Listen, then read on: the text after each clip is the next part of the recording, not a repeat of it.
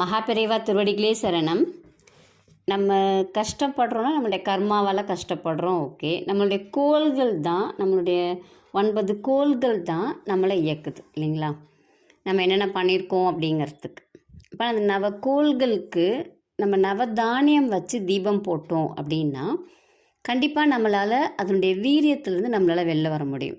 இப்போ எல்லாருமே சனி வக்ரம் அப்படின்னு நீங்கள் பார்த்தீங்கன்னா யூடியூப் ஃபுல்லாக சனி வக்ரம் ஒரு மக்கள் பயம் இல்லைன்னா கூட பயமுறுத்தி விட்டுடுறாங்க.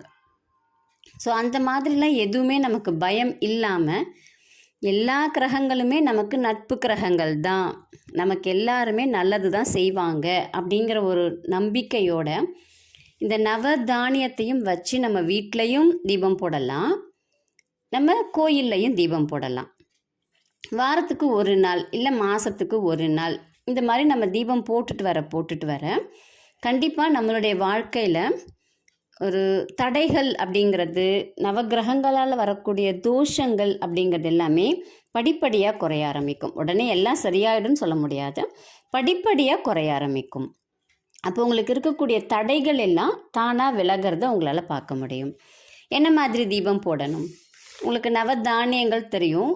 வீட்டில் ஏற்றுறீங்க அப்படின்னா 9 விளக்கு தனியாக ஏற்றணும் அப்படிங்கிறது இல்லை. ஒரு செப்பு தட்டு இல்லைனா பித்தளை தட்டு, எல்லார் வீட்லையுமே பித்தளை தட்டு இருக்கும். செப்பு தட்டு இல்லைனாலும் பித்தளை தட்டு இருக்கும். எவர் சில்வர் தட்டில் ஏற்றக்கூடாது. ஸோ அந்த பித்தளை தட்டில் நவதானியங்கள், என்னென்ன நவதானியங்கள்னு உங்களுக்கே தெரியும். கோதுமை, நெல், துவரை, பச்சைப்பயிறு, கொண்டக்கடலை, மொச்சை, எள்ளு, உளுந்து, கொள்ளு, இது எல்லாமே ஒவ்வொரு ஸ்பூன் போட்டுக்கோங்க. ஒவ்வொரு ஸ்பூன் போட்டுட்டு அதுக்கு மேலே ஒரு மண் அகல் விளக்கு வச்சு நெய் தீபம் போடுங்க. நெய் தீபம் போட்டு ஒன்று கிழக்கு முகமாக ஏற்றுங்க, இல்லைனாக்கா வடக்கு முகமாக அந்த தீபம் இருக்கிற மாதிரி ஏற்றுக்குங்க. சாமியாரையிலே நீங்கள் போடலாம். இல்லை நான் கோயிலில் போய் செய்ய முடியும் அப்படின்னு நினைக்கிறீங்கன்னா நவகிரகம் இருக்காங்க இல்லைங்களா, அந்த நவகிரகத்துக்கிட்டையும் சூரியனுக்குன்னா கோதுமையில் ஒரு தொன்னை வச்சுக்கோங்க. அந்த தொன்னையில் நீங்கள் கோதுமையை கொஞ்சோண்டு போட்டு அதுக்கு மேலே மண்ணகல் வச்சு ஏற்றுங்க. சந்திரனுக்கு நெல் போடுங்க, இல்லைன்னா அரிசி போடுங்க. போட்டு அதுக்கு மேலே நீங்கள் தீபத்தை வச்சு ஏற்றுங்க. நெய் தீபமும் போடுங்க, இல்லை நல்லெண்ணெய் தீபம் போடுங்க. எது நமக்கு கிடைக்குதோ அதுக்குரிய தீபம் நம்ம போட்டுக்கலாம். செவ்வாய் பகவானுக்கு துவரை அதே மாதிரி தொன்னையில் போட்டு மேலே மண்ணகல் வச்சு ஏற்றுங்க. புதன் பகவானுக்கு பச்சைப்பயிறு போட்டு ஏற்றுங்க. வியாழனுக்கு கொண்டக்கடலை போடுங்க. உங்களுக்கு வெள்ளை கிடைச்சாலும் சரி, கருப்பு கிடைச்சாலும் சரி.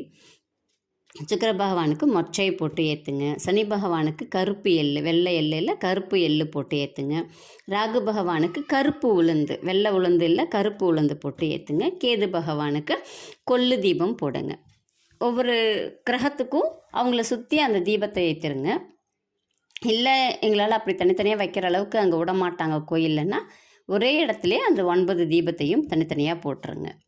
வீடாக இருந்துச்சுன்னா நீங்கள் ஒரே தீபமாக போடுங்க. என்னைக்கு செய்யலாம் இதை அப்படின்னு பார்த்தீங்கன்னா, நவகிரகங்கள் எல்லாருக்குமே தலைவன் அப்படின்னு பார்த்தீங்கன்னா நம்ம சிவபெருமான் தான். சிவபெருமானுக்கு உகந்த நாட்களில் நீங்கள் எந்த நாளில் வேணாலும் போடலாம். திங்கக்கிழமை அவருக்கு உகந்த நாள். அப்புறம் பார்த்தீங்கன்னா பிரதோஷத்தன்னைக்கு அவருக்கு உகந்த நாள். சிவன் ராத்திரி, மாதம் வரக்கூடிய சிவன் ராத்திரி அவருக்கு உகந்த நாள். இதில் எந்த நாளில் வேணாலும் நீங்கள் வாரத்தில் ஒரு நாளோ இல்லை மாதத்தில் ஒரு நாளோ இந்த 9 தீபத்தை போட்டுட்டு வாங்க. உங்களுக்கு நவகிரகத்தினால் வரக்கூடிய தோஷங்கள், தடைகள், இந்த கிரக பெயர்ச்சியால் வரக்கூடிய பயங்கள் எல்லாமே விலகிறத பார்க்க முடியும். வீடு சுபிக்ஷமாக இருக்கும், பணம் வரும், மனம் நல்லா இருக்கும், குழந்தைகள் நன்றாக படிப்பாங்க, சண்டை சச்சரவுகள் இருக்காது. நம்பிக்கையோடு செய்து பலனடைங்கள். நன்றி, வணக்கம்.